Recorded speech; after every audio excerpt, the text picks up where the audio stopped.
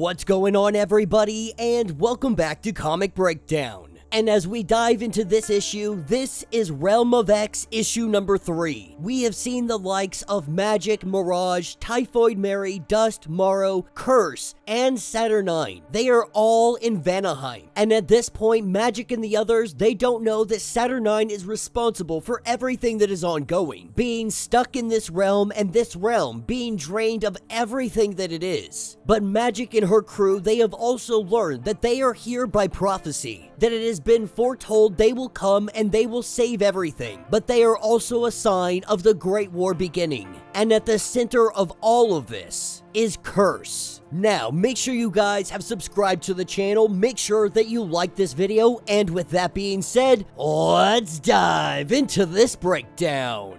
Alright gang, so as we dive into this issue, we are picking up with Saturnine trying to bring her army through all of time and space. They wait far beyond the 10 realms, but we see the fabric of the universe begin to tear. As the army travels through dimensions and time, this world screams. The sound is hollow and deep, and this sound reaches far, all the way to our ladies Typhoid Mary, Mirage, Dust, and Marrow. They have infiltrated this little castle of Saturnine's. But even with the army of Saturnine coming through, we see as they make their way in, some of them get chopped in half because the gateways close. Saturnine just isn't powerful enough to open up this tear. Not enough to get her full army through. She did get enough to get a little bit of soldiers in, and so she instructs these soldiers to kill them. But she knows that she's gotta use Curse. Curse is the key to all of this. There is a power in that castle that will let them unlock the tear, to make it where they can go back and forth with ease. And so she sends her soldiers after the mutants. It doesn't take long for them to catch up with the mutants. And with Typhoid Mary getting it in the back of the head with a rock, she is the first to let out a devastating blow. When Danny Moonstar reaches out with her powers, searching for the fear of her enemies, what she finds is that there is no fear. Their only desire is the death of their enemies. As the arrows begin to shoot, we see Dust do what she does, and she blocks all of the arrows before they make their way. As they hold off this offensive, that is when Saturnine appears in the sky. This is the first time that they have seen what they call the Witch. They didn't know it, but they do now. They know exactly who the Witch is. And this changes things drastically. And the reason that this matters is because whatever they thought this fight was, they were definitely wrong.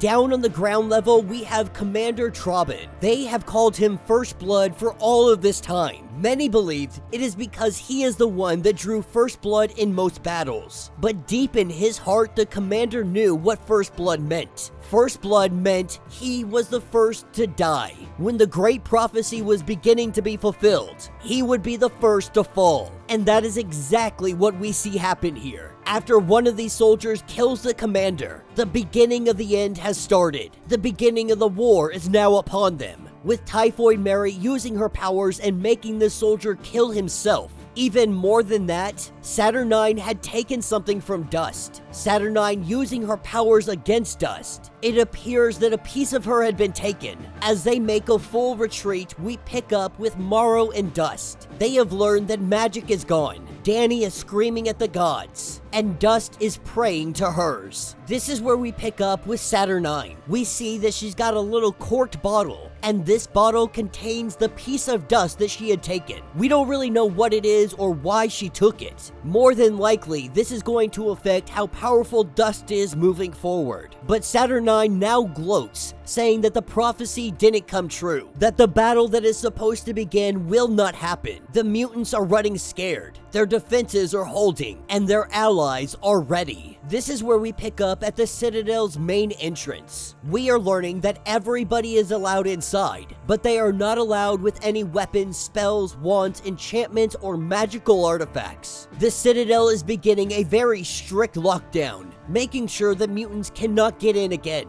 And on the outside of the wall, that is where we have Magik. Making her arrival here, she is able to get inside. At first, she was very concerned with her powers, with her abilities, but her powers and abilities have not been working. She feels as she has been cut off from everything. And as she makes her way through the gateway, we learn that this is in fact true. She is able to make it through without any issue. But as she gets into the Citadel, that is when we have clay frogs that begin to fall from the sky. Everybody in the Citadel knows who is responsible. This is the work of Curse, with Curse being on a balcony nearby. All of these little clay frogs she is shooting out of the sky. This is really just a game for her. But with Magik seeing her, Magik climbs up. Excited to see her, we see that Curse is not happy to see her, asking what she is doing here, because Saturnine has been lying to her. Curse believes that all of the mutants left her here, that they stopped searching for her. This is when Magik tries to explain that the witch is a bad person, that this entire realm is cut off from the rest of the universe. Magik does everything she can to explain this situation, but Curse is a young and naive child. Magik simply lets her know that your family is waiting for you, that you can come home at any time. With Curse saying whatever and running inside, that is when we see Saturnine pop up in the doorway. Magik just realizing that Saturnine is the witch. Magik dives for the crossbow in front of her, but Saturnine is able to stop her, suspending her in midair. That is when she takes her and she throws her over the edge. With Magik falling down to her death, Saturnine goes back inside to talk to Curse. And this is where Curse is absolutely irate, asking if any of it is true, anything that Saturnine has told her. The truth is, Curse doesn't believe her. Curse has finally understood exactly who the witch is. She knows that she is not a good person. She knows that Saturnine has been lying to her. This is when Curse says, "Show the world who you are." And on Curse's words, all of Saturnine's shields, they break. All of the charms, they break. Lies and disguises crumble until there is nothing left but the truth. As we pick up moments before with Magik falling down to her death. As she falls, she remembers. She remembers a moment in time, a memory that had worked to be forgotten. A memory of Belasco being tortured. He tries to make her reach her magic, telling her to try and summon chaos. And in those moments, Magik remembers. And that will be the end of this issue. Alright, so not a bad story. I have been enjoying it, but man, this artwork is definitely not great. Like 90% of the characters, they are drawn like they're cross-eyed all the time. It just it feels very sloppy and it feels very lazy. Now, don't get me wrong, I'm not a good drawer. I am not an artist in the slightest bit. This is definitely better than drawings I could do. But this is Marvel Comics we're talking about. You would think that they would want the best of the best. And there is amazing artists out there that do absolutely phenomenal work.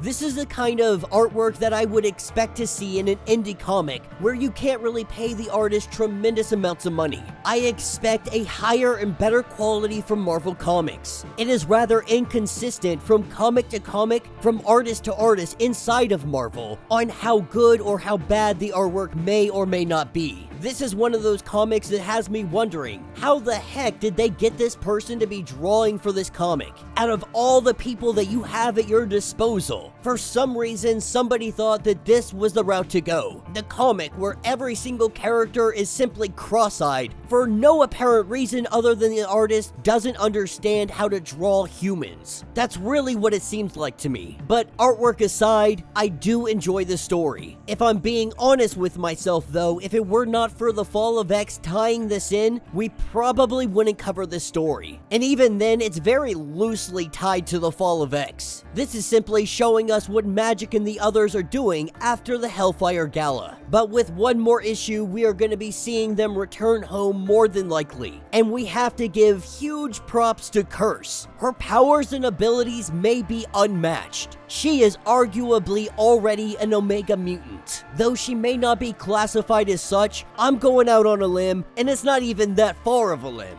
to say that she is in fact an Omega. We have seen some of the greats go against Saturnine and fall. Curse just took down all of her defenses with a single sentence. I am very excited to see Curse grow up and truly come into her own, to learn and control her powers. She will be an unstoppable force. She could be arguably the strongest mutant to ever exist. That she's on par with those of Legion and those other individuals that are just stupid, ridiculously overpowered. For example, we have seen Storm getting the spotlight, and she has been made to be stupid powerful as late, truly honing in her powers and abilities. And even Curse could bring her down with just a few words. Curse might be the most dangerous mutant to ever live. But let me know what you guys think. Let me know your thoughts, let me know your theories. If you would like to get completely caught up on everything going on with this series, go ahead, check out the link in my description as well as the top of this video. It'll get you completely caught up on everything that is going on with this story. If you would like to support the channel, you can always do so by joining the channel membership. Much like Patreon, having multiple different tiers, from $1 to $50, from loyalty badges to comics every single month. Not only are you helping out the channel tremendously, but you are getting tons of perks in the process. Now, if you're unable to do this, do me a favor, subscribe to the channel, like this video, hit that notification bell, and with that being said, until the next breakdown.